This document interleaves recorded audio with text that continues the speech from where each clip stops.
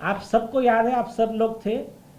25 मार्च 2025 को हमने police commissioner के पास में कंप्लेंट दिया था, ये गैंगरेप और मर्डर का केस है, एफआईआर रजिस्टर कीजिए। और ये एसआईटी के मेंबर कहते हैं हमने इंक्वायरी कर लिया, और काय के बेस पे किया। सतीश साल्यान का साल भर पहले का, 1.5 साल पहले का जजमेंट है, स्टेटमेंट है 2024 का जनवरी का। वो स्टेटमेंट के भरोसे हम कह रहे, अरे भाई वो कह रहे मैं 2025 में मेरे पास ये सबूत आया है कि मेरी बेटी का गैंगरेप और मर्डर हुआ है, और ये कह रहा है कि हमने पुराना ही जो इन्वेस्टिगेशन कर लिया उसके बेस पे हम आगे नहीं बढ़ेंगे। इसके बाद में जो मेन सरकार के पर्सन थे जिनके बेस पे ये रिपोर्ट मतलब एसआईटी बनी थी, वो थे नितेश जी राणे। नितेश जी राणे का स्टेटमेंट ही रिकॉर्ड नहीं है। तीसरी चीज, नारकोटिक्स ब्यूरो ने जो ये दिया है फाइल रिपोर्ट कि आदित्य ठाकरे का मोबाइल टावर लोकेशन वहां पर था जहां क्राइम सीन के पास में, तो उसका कोई जवाब ही नहीं है। तो ये सारी चीज़ें सफिशिएंट है ये बताने के लिए किस तरह से रिपोर्ट ये लॉ के हिसाब से एडमिजिबल नहीं है, लेकिन डिसऑनेस्टली बनाया गया है। तो ये एक पार्ट हुआ। दूसरा, इसका एक मोर इंटरेस्टिंग पार्ट है। तुम्हारे पीआई नगर करके 4 कदम आगे पहुंच गए आदित्य ठाकरे जी, वो आकर एफिडेविट देते हैं, बोले मुझे सुन लो। तो क्यों सुनो भाई?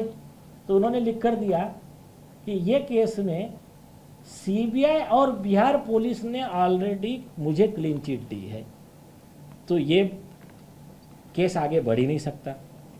तो हमने उनके ऊपर जो अर्जी लगाया है कंटेम्प्ट का, तो हमने एक सवाल पूछा, हमने कहा कहाँ पर है ये?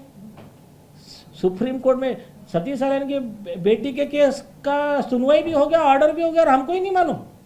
तो कौन सी केस नंबर है, डायरी नंबर, डेट, ऑर्डर, कुछ भी नहीं। तो उनको हमारा इतना कहना है कि ये अगर आपको पाकिस्तान के या तालिबान के सुप्रीम कोर्ट ने कोई ये दिया होगा, वो इंडिया में वैलिड नहीं है।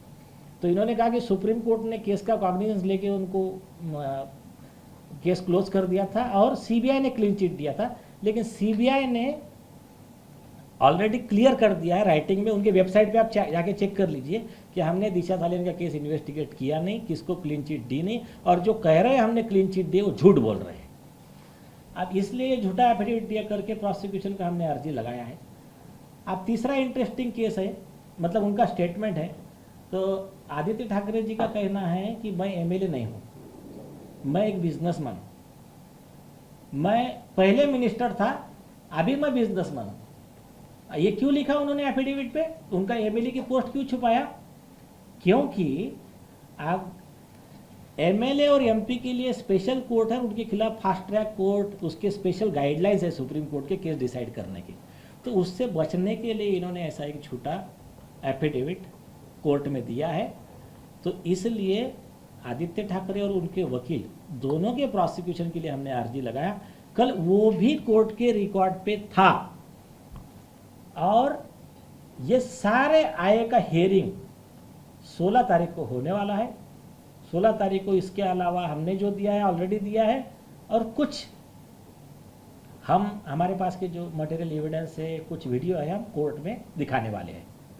तो ये इसका समरी है। आज जो झूठा वन साइडेड जो डिस्टॉर्टेड फैक्ट चल रहा था कि क्लोज कुछ नहीं हुआ ऐसा, और उसको कोई लीगल वैल्यू नहीं है।